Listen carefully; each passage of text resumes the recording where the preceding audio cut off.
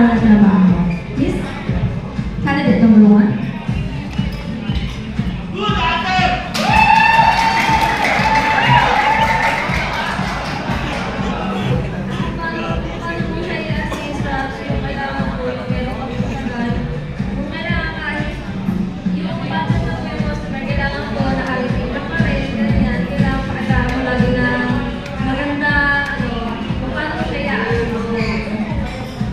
Thank you, Miss Candidate number 1. Or Mr. Candidate number 1.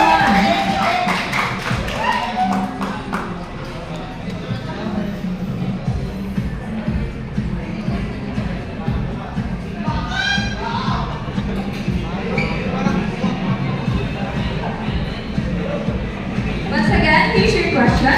Ano ang ibig sabihin ng customer service with a heart? At paano po ito na ipapakita sa iyong pang-araw-araw na trabaho?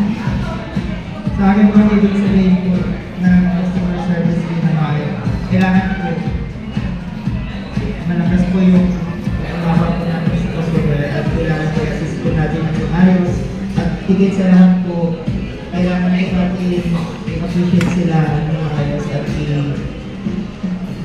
bigyan sila ng magandang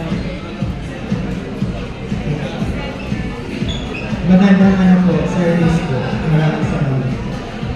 Once again, our first candidates for Mr. and Miss NYPD.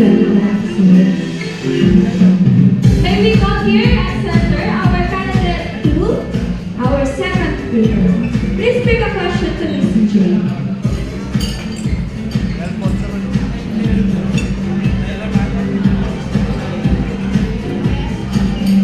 So here's your question. Ano ang maipagmamalaki mo sa pagiging promodizer na hindi madalas napapansin ng iba?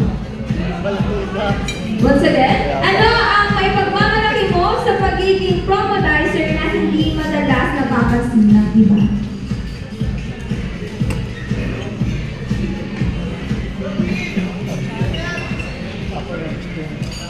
Pagiging ano po, pagiging professional po.